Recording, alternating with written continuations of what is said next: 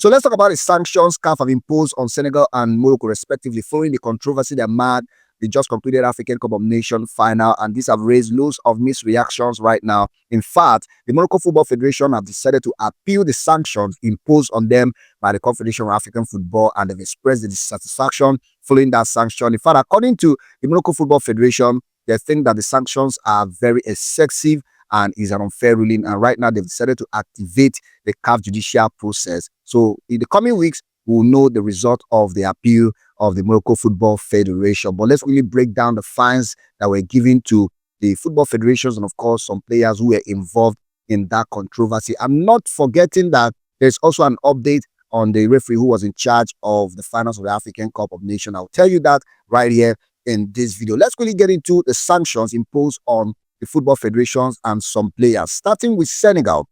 For the total fines given to Senegal, including the personnel, as the manager and the football federation, everything accumulated to 615,000 US dollars. And in breaking that down, CAF fined Senegal Football Federation a total of 300,000 US dollars for improper conduct of their supporters, that's in the finals of the African Cup of Nations. They also fined Senegal Football Federation $300,000 for players and staff misconduct. They also fined them $15,000, which is related to the 5 yellow cards issued during that match. And the coach of the Senegalese national team, Papa Thiaw, was suspended for 5 official CAF matches, and he was also fined $100,000 for breaching fair play principles and bringing the game into disrepute. After this fine, some good-loving football fans have decided to contribute and raise funds for the coach of Senegal in order for him to offset this fine. But the coach of Senegal, Papa Thiaw, has come out to say that he's very much appreciative of all of that, but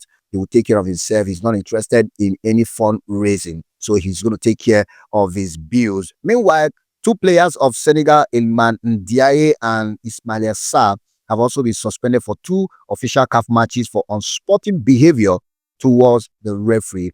And these are all the fines that was dished out to Senegal. Now, let's go to the part of Morocco. For the total fines that were given to Morocco, everything accumulated to 315,000 US dollars. And in breaking that down, the Morocco Football Federation were fined $200,000 for inappropriate conduct by the stadium ball boys. We saw what they did in regards to fighting for towers and all of that. You know, if you watch the final, you understand what actually happened. The Football Federation of Morocco were also fined $100,000 for national team players and staff invading the VAR review area. They were also fined $15,000 due to use of lasers by the supporters.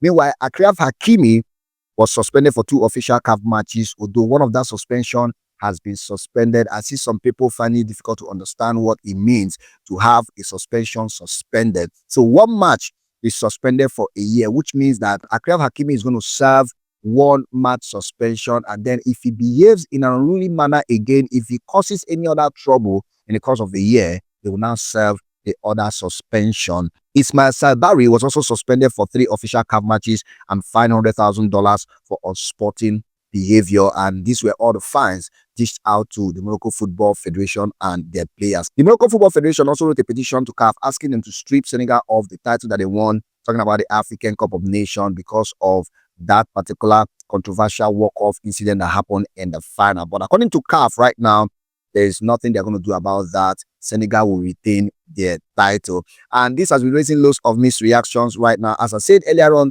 Morocco have decided to appeal these sanctions. They say they are expressing their displeasure and that it is not fair to them, which is why they are deciding to appeal. We'll keep our fingers crossed on this one, and let's see how everything pans out in the coming weeks. But let's really take a look at reactions, how people are actually reacting, what they are saying about these particular sanctions. We're going to be starting with this one, and this person wrote, that is Dr. Olusegun Adioye. Very fair and balanced judgment, especially that both countries' inappropriateness were addressed. Just wondering why there was no ban on towel usage in Morocco moving forward. They were hoping to get the call through the back door. Yeah, and he is referring to Morocco. According to Chukune Doom, he wrote, from what I see, the suspension doesn't include World Cup games. That is reasonable. Of course, I was not expecting CAF to include the World Cup games in this. David A. Balogun wrote, if CAF is truly serious, they should remove the fair play award they give to Morocco, because there isn't any fair play with all this behavior. CAF is just corrupt I'm very certain that if Morocco had won, they wouldn't care about the sanctions. And moving on, this person wrote, that's Ray Tolu Ayo. This is fair judgment. I must commend CAF for this. But wait, oh, Morocco really wanted CAF to strip Senegal the AFCON title. Have they heard or seen such before? I don't know.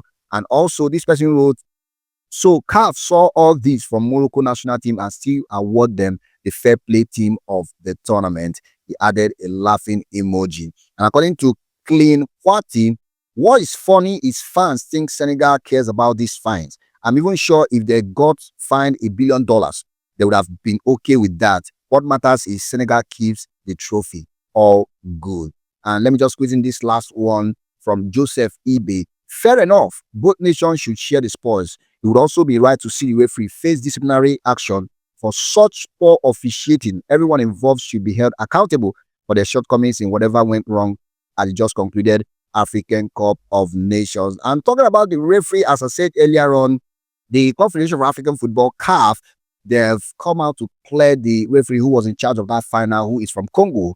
I was talking about Jean Jacques Ndala, who was the man that officiated the finals of the African Cup of Nations between Senegal and Morocco. According to CAF, they've cleared him of any wrongdoings, and according to them, they've reviewed every footage and everything that happened in the finals, and they found no errors, no irregularities, or no ethical breaches from the referee. And they said that he delivered his job in a professional manner, which means that whatever that people are saying about him, he has been cleared of the wrongdoings. I don't know what you think about the sanction. Do you think they are heavy enough? Do you think that they actually match the controversy that happened in the final? Is it lenient? Do you think that Morocco is pushing it too much? What do you think about these sanctions? Do well to drop it in the comment section. And do not forget to like, share, comment, and subscribe to my channel for more.